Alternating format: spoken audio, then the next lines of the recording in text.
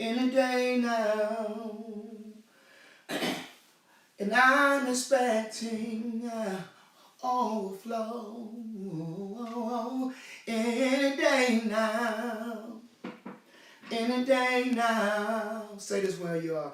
I shall have what I need. Any day now. Any day now.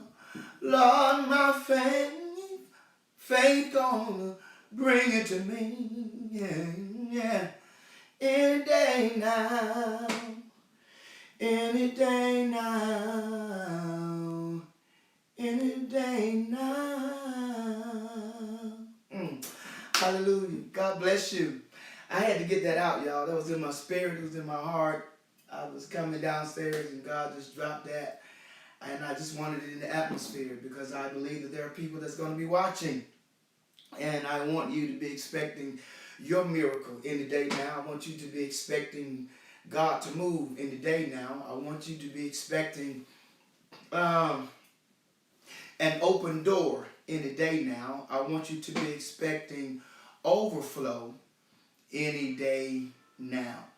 I want you to be expecting increase any day now. I want you to be expecting shifts any day now. I want you to be expecting movement, spiritual movement any day now. I want you to be expecting deliverance any day now. So just say that to yourselves right where you are prophetically. Just say any day now. Any day now. Again, welcome Wings of Faith into our community of faith, and to all of you all that love the Lord and that know that the Lord loves you. For those that know that there's power in prayer and that prayer changes things.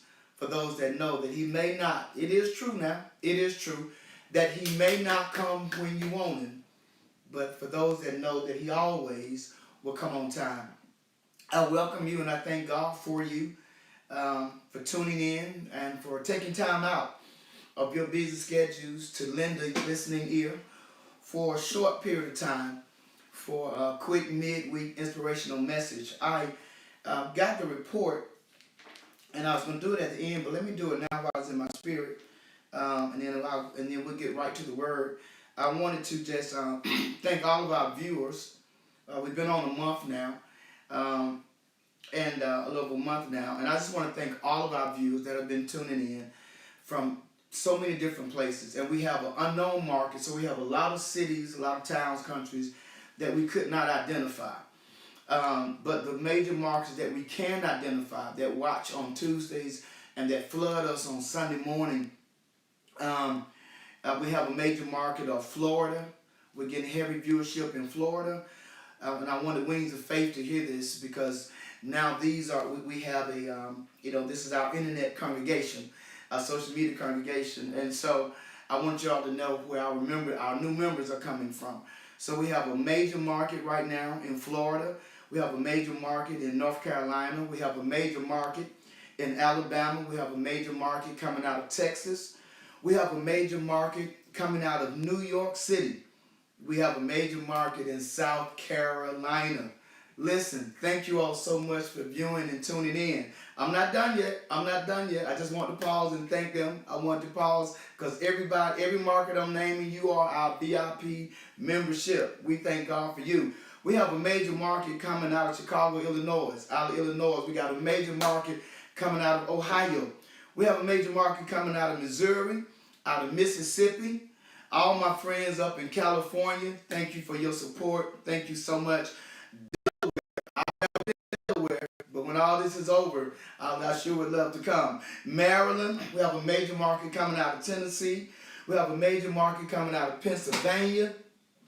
We have a major fellowship in Oklahoma and coming out of Michigan. Listen, we have a market now in Louisiana. We have a market coming out of Indiana. We have people out of Kentucky and out of the District of Columbia. Wow. We are being viewed right now in New Jersey. we're being viewed in Massachusetts, that this is going to be mind-boggling. It's mind-boggling to me. We have a community of people that watch us faithfully coming out of the Virgin Islands. Wow. Only God, huh? Only God. Only God can shut down. Listen, only God can have the church doors closed and then send ministry global. Only God. Isn't that amazing?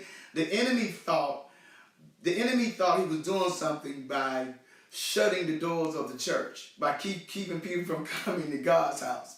And God flipped the script and used this time to grow our congregation, to grow our word, to grow our reach. Isn't that amazing? Okay, let me do this real quick and I'll get to the word. So we're down in Virgin Islands. Hello. I don't even know what time it is there. Is it a different time zone? I've got to educate myself on this now. Because I know I got some people that watch us an hour early, hour late, 3 hour different, 6 hours different, morning, night. So whatever time you watch, whenever you see it, hello, know that you're on the Bishop's Heart. All right? We got people watching out of Wisconsin, out of Utah. That's a beautiful place. I've been there before. We got people watching from the hillside, from the mountainside, should I say, of Utah, from Nebraska, from Connecticut, from Minnesota, and here's our last 2 markets, and I'm done. Now, one I know of, I've sung about it, never been there, have no idea who's watching, but let me tell you something. I am, as old saints would say, I am tickled pink to say this. We've got a community watching us out of Sweden, all the way from Sweden. Listen, this little Georgia boy is happy to have you watching. I'm so excited to have you watching. I know my mama's in heaven just scratching her head saying, I can't believe it. And we thank God for you. And the last one is, this just added last week, and I don't even know. I'm going to have to go to the map. I'm going to have to educate myself. Out of Tonga. I'm not even going to try to pronounce the second part of this. So, Tonga, wherever Tonga is, listen, you are on our hearts. You are in our spirits. And I want the entire Wings of Faith family, the local family, where you are right now, I want you to give God a praise in your house, in your home, because where I go, you go. And we're all a part. We're family. And we just wanted to welcome that audience. That gave us 36 states that we're now in, and we're in 4 international markets. Wow,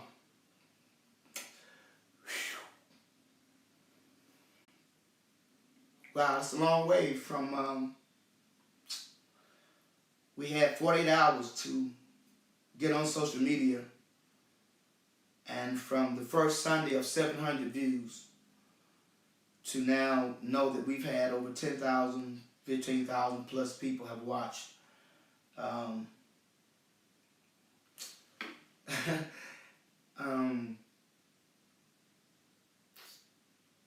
There's some things God will do for you that you just can't take credit for. It has nothing to do with your gifting, your talent, your favor. There's some things that happen in your life that you just have to stand back and say, that's God. That has nothing to do with anything else but itself. That's just the hand of God. And so, Wings of Faith, again, I thank you. I just wanted you to know who was supporting us, who's been joining us, who's been shouting with us, and who's riding with us in this season. And guess what? If that's where we are, the first week of May, oh my God, if that's where we are after a month, Wings of Faith, I don't know, Lord, I don't know what you're doing in this season, but just don't forget about me. So thank you, and I just believe that the best is yet to come. Well, I want to give you a quick word. So much is going on in our world, so much is permeating and proliferating. But I want to ask that you would go over to the book of Psalms. Very quickly, go over to the book of Psalms. I'll give you a moment to get there. Hymnal, Psalms 121. Psalms 121. When you get to Psalms 121, it only has, let me glance at it again.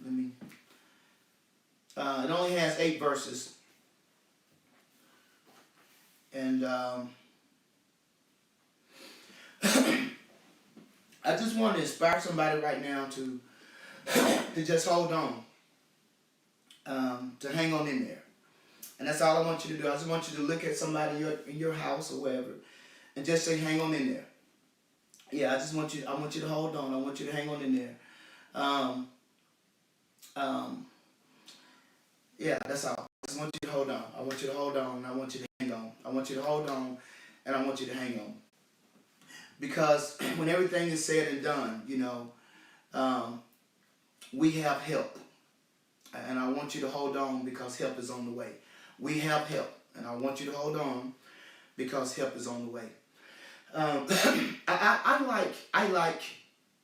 a student of the Bible, and I like Psalms. I like the book of Psalms. As we get ready to do the notes, I like the book of Psalms. I know that Psalms has 150 chapters.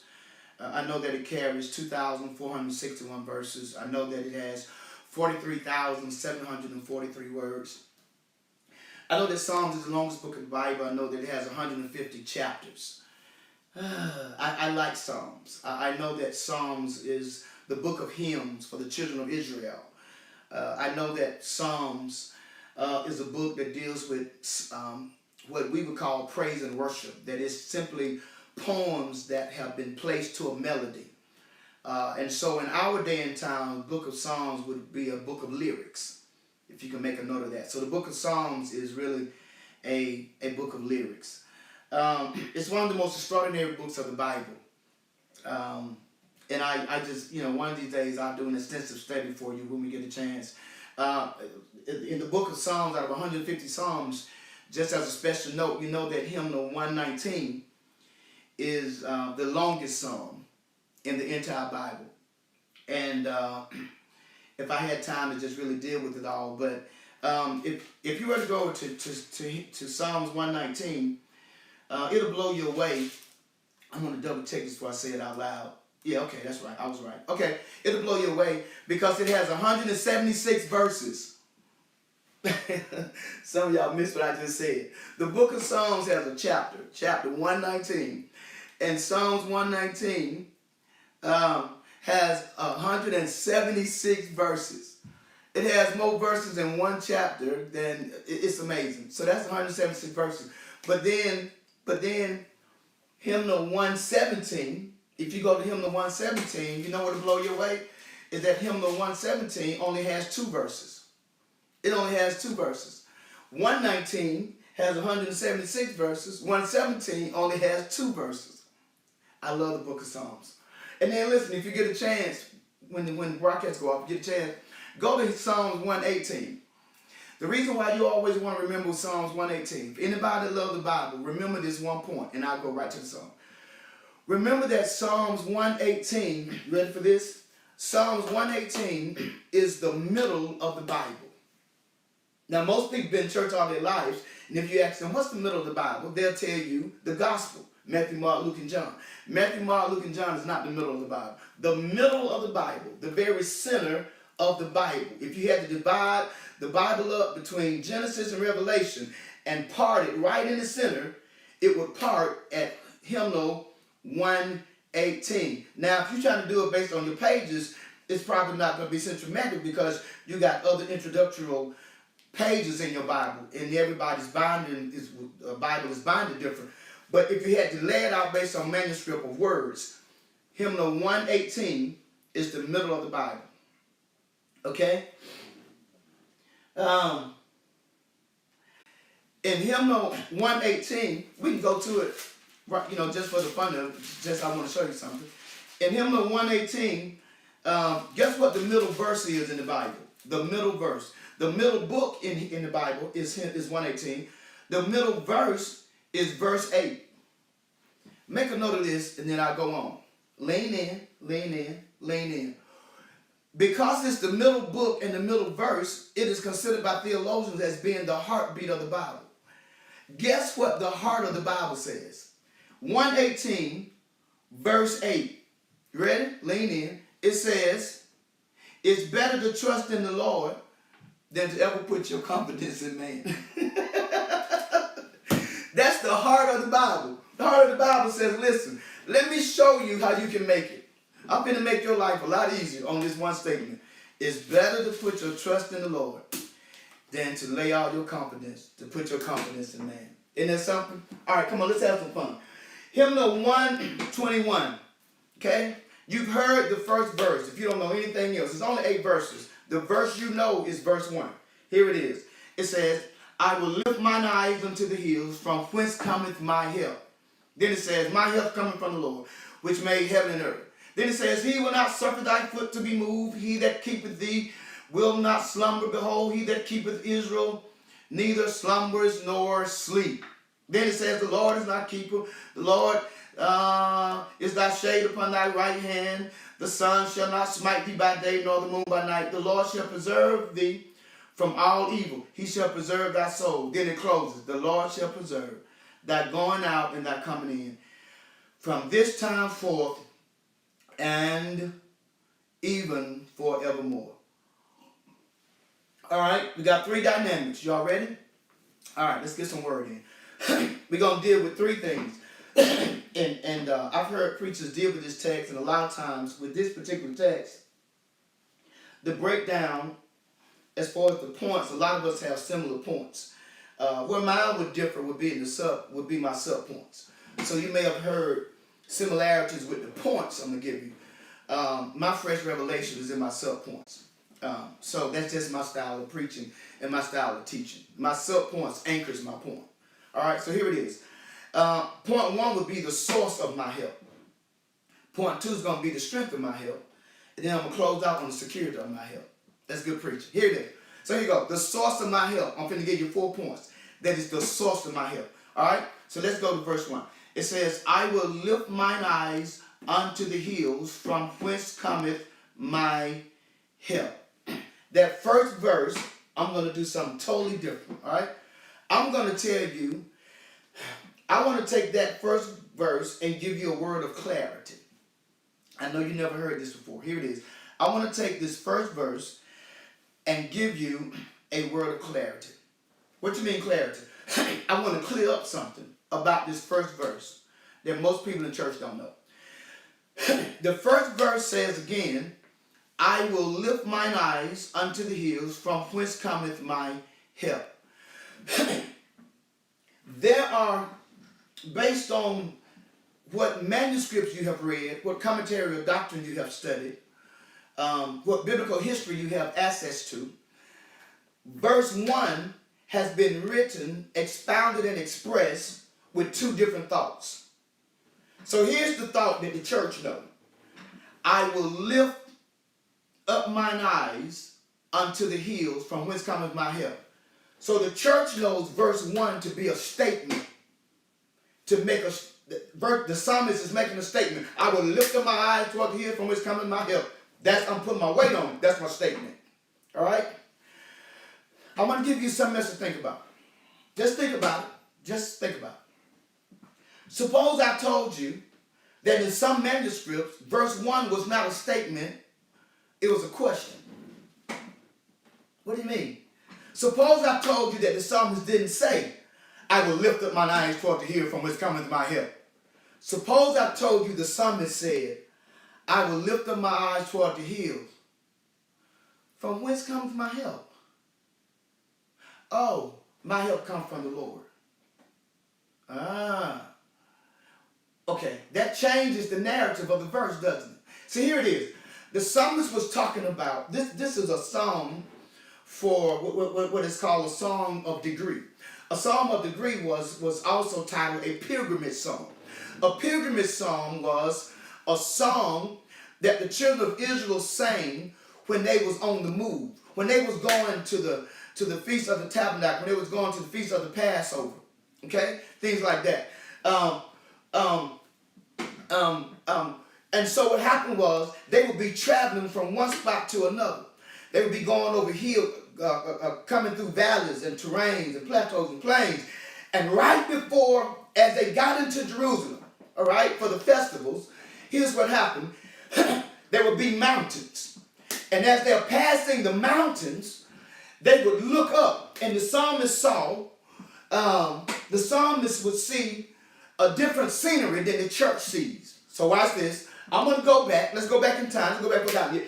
and we walking, we traveling, okay? Let me tell you what we see. Y'all see I'm getting excited, right? Because I'm not new to this, I'm true to this, and I love God's word. They're walking, and guess what they see? They see groves. In other words, let me make it simple. They see images that have been erected for other gods. They see, because at this time people worship so many different gods. So as they was making their way to the feast, they would see the different statues and the different carvings and the different imagery that have been erected. My god sister, Singer Pahio, she's listening, used to sing a song that we recorded that says, "And the high place will bring down." Okay? The high places represented the images of the carnal gods. So they would look up and see all the other gods, right? The different statues and imagery. Something else they would see. They would see the bushes, the shrubberies moving, because the enemy would hide in the bushes, waiting to ambush the child of God. Come on, lean in. They would look and see what was called road bandits that would be standing on the sides of the cliffs in the mountains, right? And they would be waiting to select who they was going to attack, who they was going to beat, who they was going to murder, who they was going to rob, who they was going to kill. So the child of God looked and saw the robbers, saw the potential murderer, saw these nomadic and barbaric men and groups of tribes that was waiting to ambush and bring hurt and harm to the child of God.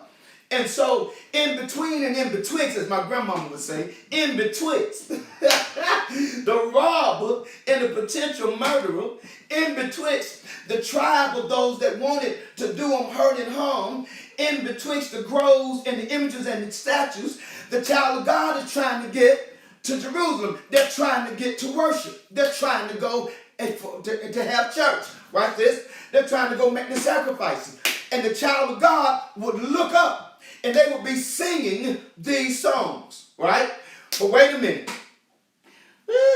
So when they glanced the first time, they saw the idols. They glanced again. They saw the robber. They glanced again. They saw potential murderer. They glanced again. They saw the shrubberies moving.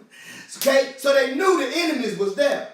So they looked up and said, "I lift mine eyes toward the hills.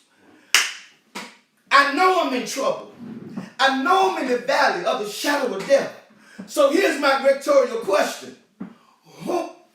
I lift my eyes toward the hills. From whence cometh my help? Because I feel defenseless. I feel like I'm in a fight that I'm not going to win. I feel like I've been set up, that I'm walking in a trap. And then the psalmist answers his own rhetorical question.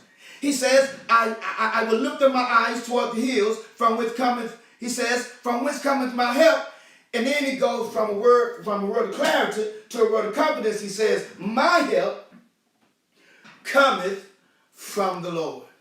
Why? Because depending on what angle you was coming in to Jerusalem from, you could, if you go just a little further, you could see the tabernacle.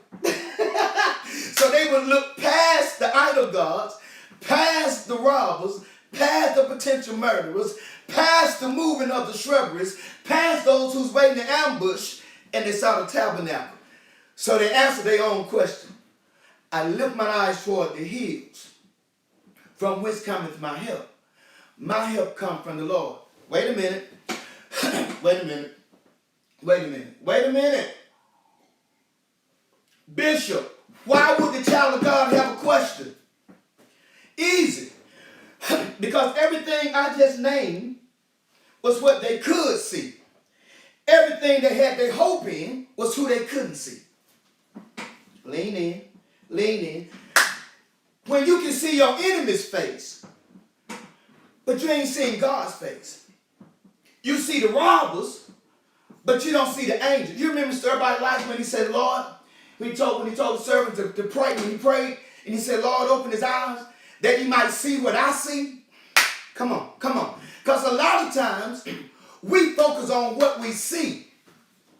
What we see is the development which causes discouragement. We see warfare in its development, which causes discouragement because that's all we see. What we don't see is the dispensation of angelic protection that's standing around who's getting ready to hurt us. Come on now. So what I've learned to do, I've just learned based on my conviction, is when I see my enemy's face, I automatically shift to God. When I see things aren't working out, I automatically raise my mental, spiritual capacity so that now my hope is anchored in what I don't see and that my hope is not removed by what I do see. Because a lot of folks right now is getting messed up because they can't handle what they do see. Well, see, I ain't worried about what I do see. You ready for this? Because who I don't see always sees me. Y'all gonna make me jump out my front window. Listen. Can I tell you a really dumb mistake the enemy made with the coronavirus? I'm gonna tell you a dumb mistake the enemy made. The demons went back to hell, told Satan, we won. You know how I know we won? Because Satan, they can no longer get to the house of God. They can't visit the house of God. They can't walk in the house of God. They can't dance in the house of God. They can't worship in the house of God. They can't praise in the house of God. We don't want Satan because God's people can't get to God's house. Y'all got it? Y'all got it? Y'all got it? Y'all got it.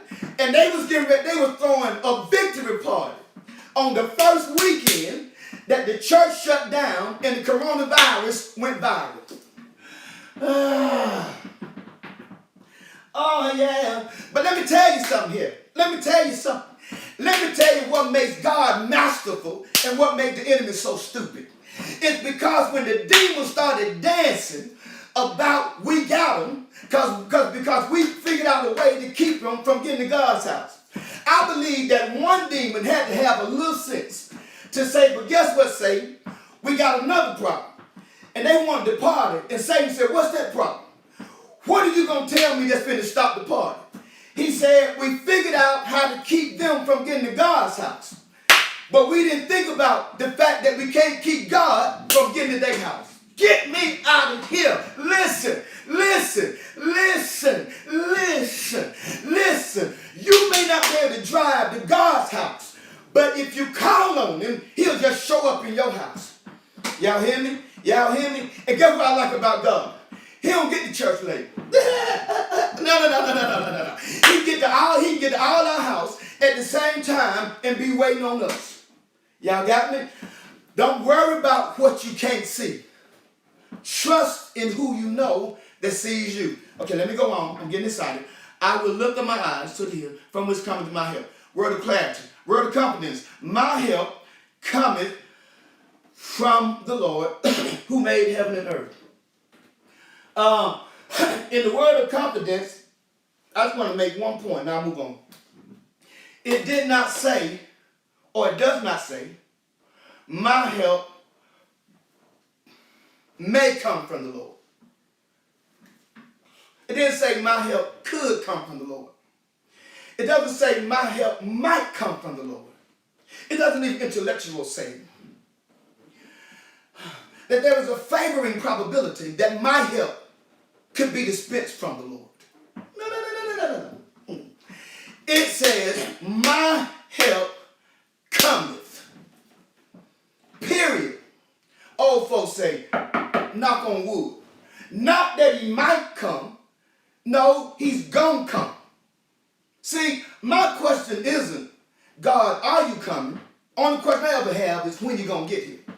No. I never doubt that God can do what he gonna do. Being human, there's been times I wanted him to hurry up because he moves when he want to move. But I don't ever let the world make me doubt whether or not he's coming. All right? I never do that. I never do that. I told this story to my church. Um, I told this story to my church. I'll take 2 minutes and tell it again. I'm going to cut it and make it fast so I can get to point number 3. But I told the church, my daughter's 23 years old. Hey, Diamond, she's watching. My daughter's 23 years old. I told the story one Sunday about when my daughter, when it was my turn to take. My daughter was in a younger grade school. I think she probably was in middle school grade or something like that. No. You know what? No. She wasn't that old yet. So she was in elementary. And it was my job to take her lunch that day. They had some function at the school, and it was my job to take her lunch. And I got caught up at the church and was running late. And so about 15 minutes into lunch, the teachers realized that Diamond didn't have a parent there. The other kids had their parents, other kids had their lunch, then school had their lunch. So they asked my daughter, would you like something from the cafeteria? My daughter said, no, my dad is coming. About 25 minutes into lunch, they came back to her because, she's in their care. She's the only little girl at the table with nothing to eat. Other people sitting there, they came back, would you like something? Diamond, would you like us to get you a plate? She said, no, my dad is coming. About 35 minutes into lunch, they came back to us and said, listen, we don't want you sitting here doing lunch with nothing to eat. Just eat some of this. My daughter says, no, Miss such and such. My dad is coming. After about 40 minutes, right? After about 40 minutes, they go to her again. The teachers, because they know me, so they know they don't see me. And they ask her again, we're not gonna feel comfortable letting you out of lunch without something to eat. So they purposely bring her something to the table. And the last time, my daughter says, but my dad is coming. By the time she said that, I'm coming through the door. I come to the door. I've got not only her lunch, but I got lunch. They wanted Chick-fil-A. So I got Chick-fil-A. I think it was Chick-fil-A, McDonald's. I got enough for the whole table. I got enough for the whole class. So I only came in and catered everybody, right? I got all kinds of stuff. I just bought stuff. I just bought all kinds of stuff. The teachers pulled me aside. I thought they was pulling me aside to respectfully, kind of say to me, I messed up because I was late. I'm not telling y'all I wasn't late. I thought they were respectfully going to say something to me. They pulled me aside and said, Bishop Smith, said, I ain't never seen this before in my life. I said, what? She said, I asked your daughter, about what? She said, my dad is coming. She said, I asked your daughter the second time. She said, my dad is coming. Third time. She said, the fourth time I asked her, I had the food in my hand to feed your daughter lunch. Your daughter looked like she had an attitude with me and said, my dad is coming. Listen, this is what my daughter don't know and what the teacher didn't know. I had to get out of that school because the Spirit of God just hit me and he made me realize that when she told me what time she asked her the third time, I was parking. When she told me what time she asked me the fourth time, I was coming down the hall. But they couldn't see me coming. Just because you don't see God coming, don't mean he ain't in the parking lot.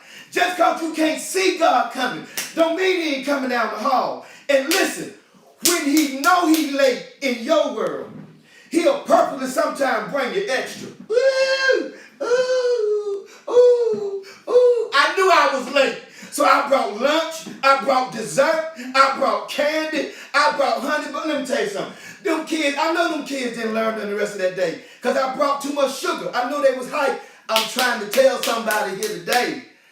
Woo, calm down, Bishop. Daddy coming. Just look at somebody in your house. Tell them Daddy coming.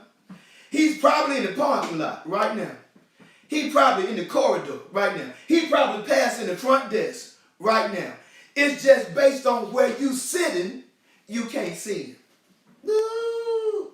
How many of us have settled for cafeteria blessings when the caterer was coming down the hall? Lord, don't let me settle. Don't let me settle for a cafeteria blessing when the catering is coming down the hall. All right, all right, all right. I'm getting excited. I'm getting excited. I'm getting excited. All right. I gave you a word of clarity. I gave you a word of confidence. Let me give you a word of commitment. He says he will not suffer thy foot to be moved.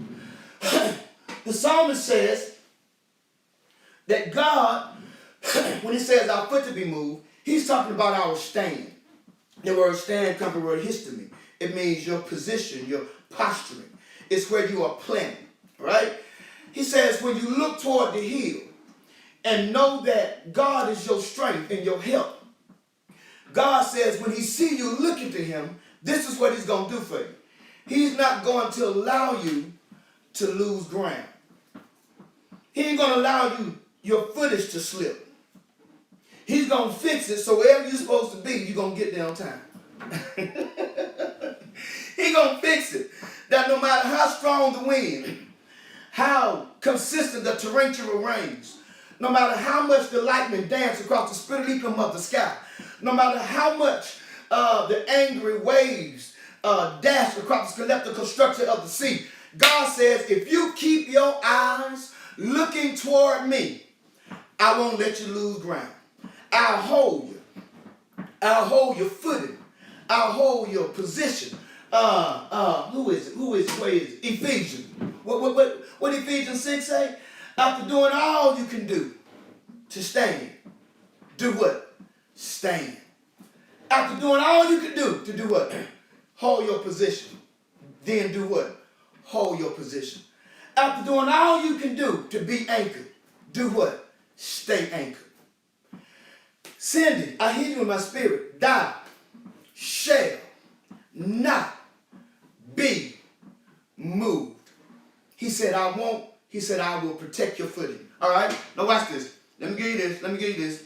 Here's a word of confidence. Look at verse number. Look at verse number 4. I'm sorry. Look at B clause in verse 3.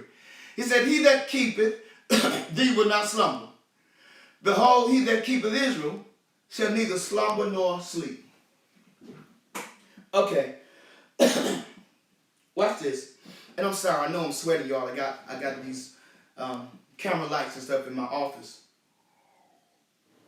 so I wouldn't be too dark. And I got funny hair and I sweat from my hair, so I apologize for that. So watch this. What did he say? He says, he that keepeth Israel shall neither slumber, doze off, get too comfortable, or sleep.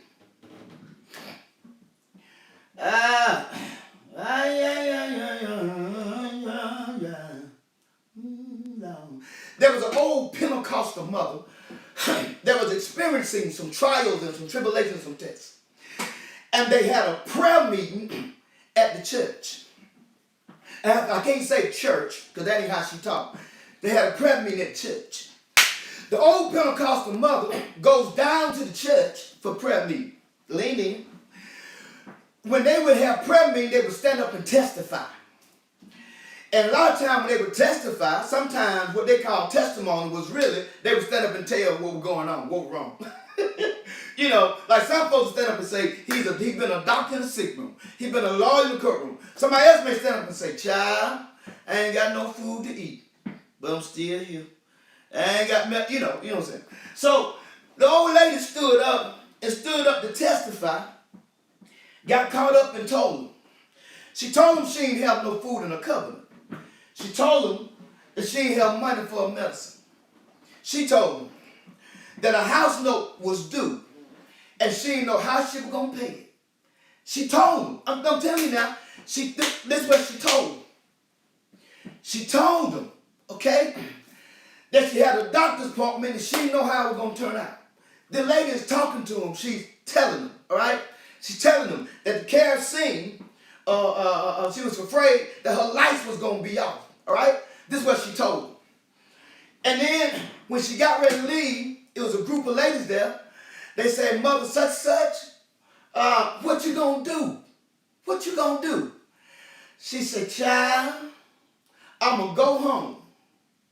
And I'm just going to tell the truth, y'all. I'm going to go home and I'm going to be knee bent and mercy bow all night long. I'm going to be knee bent and mercy bow all night long, which means that she was going to go home and just pray, all right? So the other mother said, her prayer partner said, well, mother such, if you're going to be knee bent and mercy bow all night long, do what she said. Y'all ready? She said, us going to tear it too. Lean in.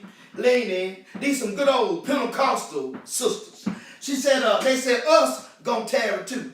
You going to pray, we going to pray with you. Woo, I done got caught up. I'm running out of time. You going to pray, we going to pray with you. So they go in the prayer meeting to pray. So they go home to pray.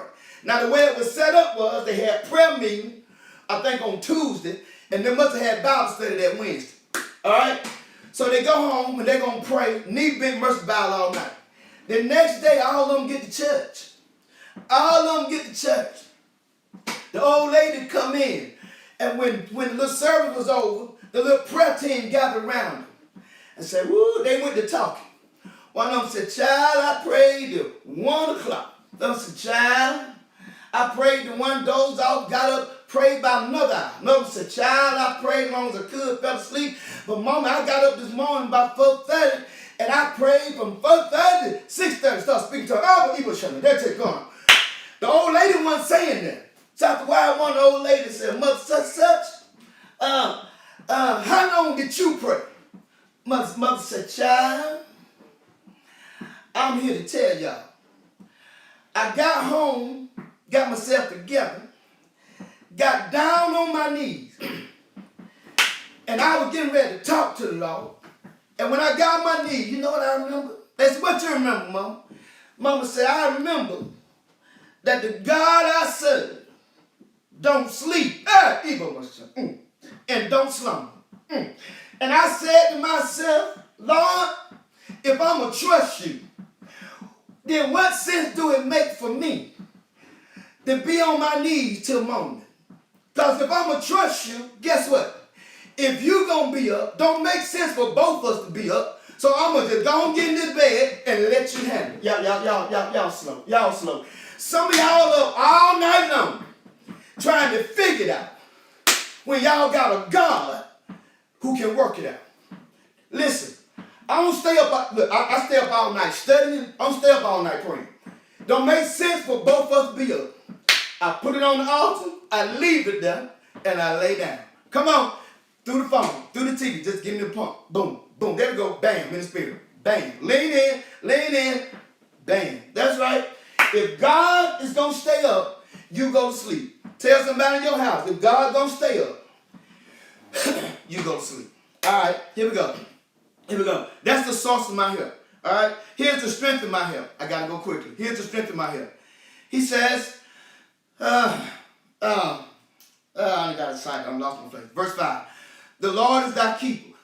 The Lord is the shade upon thy right hand. All right, let me get you this. Why would the psalmist say that the Lord is the shade upon my right hand? Real quickly, lean in. Because in those days when they went into battle, there was two requirements for a soldier to go into battle. One was he had to carry a shield. The second was he had to carry a sword. Come on. I shouldn't have to tell you this. You know what I want you to do. On 3. 1, 2, 3. Lean in. Lean in. Watch this. They had to carry two things in the battle. They had to carry a sword and a shield. But here's the clincher that most people don't know. They trained the soldiers in that day to carry the shield in their left hand and carry the sword in their right. That's why the psalmist says, the Lord is thy shade upon my right hand. But he don't say nothing about the left hand. The reason why the Lord don't say nothing about the left hand is because the left hand is protected by the shield. Y'all slow. Come on. Let's go to school. The left hand and the left side was protected by the shield. It was difficult. It was almost impossible for somebody to shoot an arrow and get them on the left.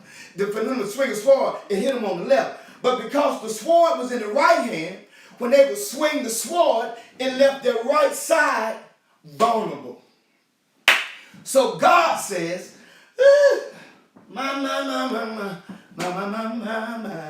God says, this is how much God I am. I stand in the vulnerability of your life. I stand in the areas of your life where you are the weakest. I stand where the enemy can do the most damage. So you go on and work your shield side. No, God got your sword side. Can I get a witness? And in football, the most fearful, all my guys that's watching, all my guys, lean in real quick. Ladies, I'm not throwing shade. I know y'all know football too, but I just want to talk to the guys for 30 seconds. All the guys, listen. All the guys know that in the position that in the position of a quarterback, over 95% of all quarterbacks in the NFL are right-handed. All right? The highest paid lineman on the line is not the center. The highest paid offensive lineman is whoever protects what is called the blind side. Can I get a witness up here? Because the average quarterback drops back and postures this way, which means that oftentimes he's left vulnerable this way. Y'all missed it. The thing that makes God so awesome in our lives is that he catches all the traffic on the blind side. He catches who's plotting on us, who's lying on us, who's scheming on us, who at home dogging us. That's why the Bible says, listen, no weapon formed shall prosper. He said, I ain't going to stop him from forming it. I'm just going to make sure it don't work. So go ahead, do what you're going to do, say what you're going to say. God got my back. He's my blind side blocker. That's why he get paid the big bucks, y'all. Listen. Y'all ain't ready for me. Y'all ain't ready for me. Here it is. So we got God doing what? He's the shade on the right hand. Go to the next verse. It says, the sun shall not smite thee by day. Woo. In those days, do you know what? They had two situations. I'm finna give you one. Not only did they have to fight the enemy, which God just said, I got the shade. I got the right side. Do you know what the other problem that the army had to deal with back in the day? Big, watch this. But that the soldiers would be fighting in contentious heat. And the heat of the desert doom would sometimes surpass 103, 104, 105, 106. Whenever the heat, okay, come on, lean in. Let's go to biology class. I got about 20 minutes, 15 minutes. Let's go to class real quick. Lean in. Woo, hurry up. Listen, when your body hits the temperature of 104 to 106, it puts your body in a position to have what is called a heat stroke.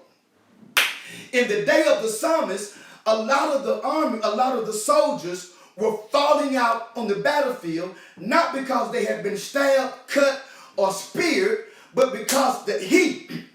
Lean in. Not only does God protect me from my enemies on the right hand, he protects me from the element.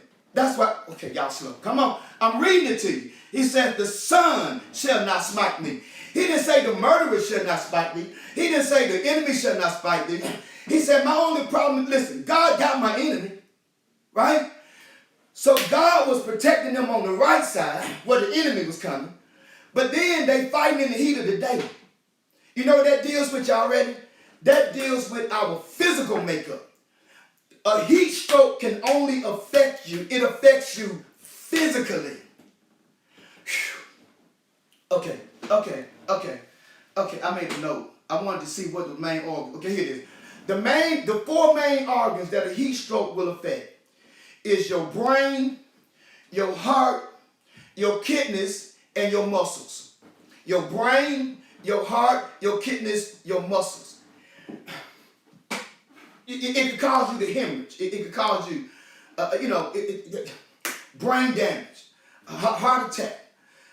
With me, I suffer from muscle spasms. Okay? He says God protects you physically because they was falling out from the heat. All right? He protects you from the elements of this world. But then the text says something that you never hear preachers talk about. And I'm going to take 2 minutes and go there. He says, the Lord, he said, the sun shall not smite thee by day. But then he says something else. Because he says something else that preachers don't talk about. The sun shall not smite thee by day. nor the moon by night. Wait a minute, hold up, wait a minute, hold up, wait a minute, hold up, wait a minute. I know y'all thought I was finished. No. The Lord, when he talks about the heat stroke, he's protecting you from the elements. When he talks about, when he talks about the sun, he protects you from the elements. When he says, nor the moon by night, he's talking about, you ready for this? He's talking about erotic behavior. Okay, all right. You see, the soldiers would fall out in the daytime from the heat. You ready? They would fall out at night from the lunar. Okay, have y'all ever heard the term lunar, right? Which deals with the moon? Do you know what word we get from the word lunar? You know what you got to do, right? That's where we get our word lunatic. Yeah. Bipolar activity. The disturbance of one's mental capacity and consciousness. It is the opposition of whatever your mental strength and psyche is. All right? So what happened is, whenever there would be a full moon, y'all ever notice when there used to be a movie come on with all different movies about the werewolves? You ever notice, if you ever watch those old movies about Dracula and werewolf and all that kind of stuff? Our kids don't know nothing about that today, but old school, we grew up on that, right? I always remember, you ever notice that whoever was the werewolf, or whoever got bit by a werewolf, they only changed. They changed 2 times. They changed when the moon was full and when it was in the midnight hour. Y'all ain't ready for me. A werewolf never changed that in the noonday. It was in the midnight hours. Why? Because in the midnight hours, so you gotta understand something. To have a full moon, the earth has to line up with the sun has to line up with the moon, and all 3 must be in perfect symmetry. When that happens, the rays of the moon shifts the atmosphere. And it is believed that the lunar rays from the moon causes a shift in our mental capacity. That's why medical doctors will tell you that when there's a full moon, oftentimes they believe that more strokes happen in that time between 12 and 4 because of lunar activity in the atmosphere. So there were soldiers that would lay down at night and start hallucinating. They would lay down at night and start seeing images. They would lay down at night and start seeing animals coming that weren't coming. Okay, y'all slow. If he's going to protect me from the sun, it means he's going to protect me physically. But if he's going to protect me from the moon, that means he's going to protect me mentally. It means that, watch this.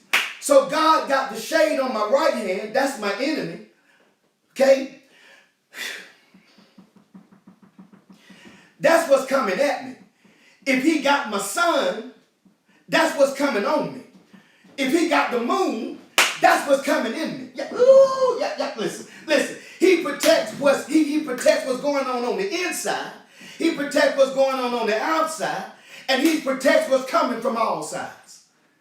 Do y'all understand me tonight? Listen, this has been an inspirational moment with the Bishop Draper Smith. I ain't new to this. I'm true to this. I'm trying to tell you now. I got to get out of here. I got to close. He protects me from my enemy. He protects me from elements. He will protect me from erotic behavior. The source of my help. The strength of my help. Got to close. The security of my help. I'm done. I ain't going to get deep on this. I'm just going to skirt you on out today. Night. I'm just going to let you go. It says, the Lord shall preserve thee from all evil. Just make note. I'm just going to give you the points. I ain't even going to preach it to you. I'm going to let you study it yourself. That's a word of assurance. It means that no weapon formed against me shall prosper or stand. It means no matter what the enemy do, no matter what the enemy say, no matter what the enemy try, you're going to stand. All right? I'm going to look at this camera and tell you what your friends don't want you to know. You're going to be all right. Let me lean in again and tell you. You ain't got to lean in. I'm leaning towards you. You're going to be all right. Everything going to be all right. no matter what the warfare, no matter what the storm. The God I serve is a storm. Y'all hear me? Listen. He's a storm chaser. He's a mind regulator. He's a tear wipe away. He's a demon slayer. He's a mountain mover. He's a valley raiser. He's even he's a body healer, and he's a bill payer. I can do this all night, y'all. I can do this all night. Listen. That's a word of assurance. The Lord shall preserve thee from evil. But then look, he gives you a word of affirmation. He said, and he shall preserve thy soul. When this life is over, we have, old saints say, I fixed it. Whenever trouble comes, people say, I'm on a fixed income. I told a lady one time, I said, I'm on a fixed income too. She said, what you mean? I said, I fixed it with Jesus a long time ago. I'm on a fixed income, a fixed outcome, a fixed upcome. I'm on a fixed whatever gonna come, because I fixed it with Jesus to handle it a long time ago. He will preserve our souls, which means that when this world is over, we've made reservation and we got somewhere to go. My dad used to sing a song, taught me a song. I'm going to have to do it one Sunday morning. So it's a good devotional song. And it makes sense. You know how sometimes when you're young, stuff don't register. You just go through the motion. But I'm so grateful to have had praying parents and parents who love the Lord and parents of great faith. And I love you, Dad. I love your faith in God, your faith in God. This week I'm headed to the cemetery to stand out there and talk to my mom, as I always do, for Mother's Day and all the precious memories. But he used to sing a song, and I could hear my dad singing this song sometime when things get rough. And the song said, it's a dressing up room down here. That's all it is. It's a dressing up room down here. Because you got to go to heaven from down here. My sisters and brothers, right now, we're just in the dressing up room. But the good news is that he's going to preserve our soul. Closing out. How long is he going to preserve me? The Lord shall preserve thy going out and thy going in from this time forth and even forevermore. Just hang on. Help is coming. Hang on. Help is coming. I love this Bible. I love this Bible. I love this Bible.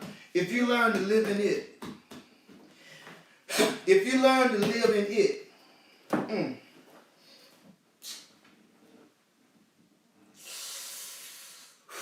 if you learn to live in it, it'll start living in you.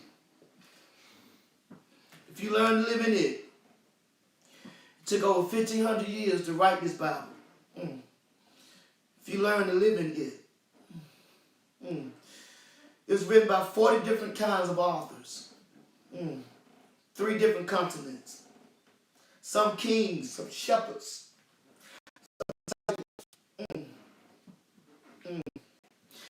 If you learn to live in it, it'll start living in you. Thank you, Wings of Faith. Thank you to the people of faith.